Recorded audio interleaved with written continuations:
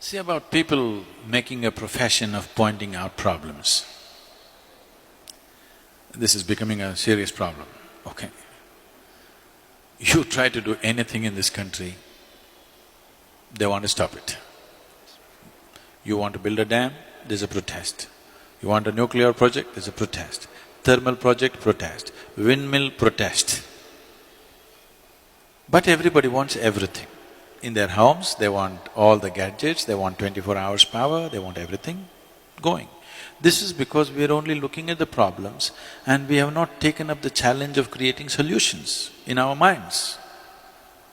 I think this is a kind of a pre-independence hangover.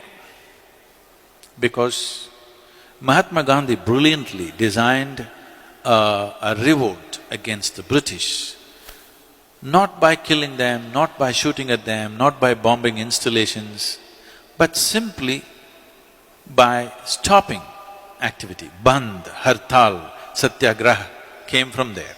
It was a brilliant device for those days because we were conquered. But even today, if you want to become a leader, I'm just telling you, this is a secret, okay? Suppose you want to become a political leader, don't try to build a road, build a dam, do this, do that. No. Gather 100 of your fans and block a highway. Make our lives miserable. You will become a leader. Yes, unfortunately, yes. You stop the train, you stop the road, you cut the water, cut the electricity, you will become a leader. If you make something happen, you will get ignored, of course. Making the nation go and making the nation stop are two different kinds of technologies. Mahatma Gandhi mastered the art of making the nation stop, and it was contextually the right thing to do for those times, because we were being ruled by somebody else. But we are still doing the same thing. State governments are demanding that they must have a right to call for a bandh. Bandh means closure.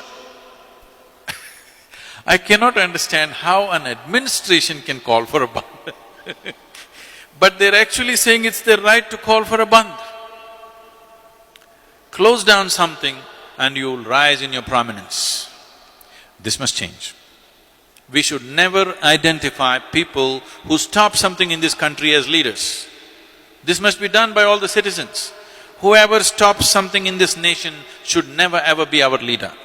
Whoever makes things happen in this country, he must be the leader, isn't it?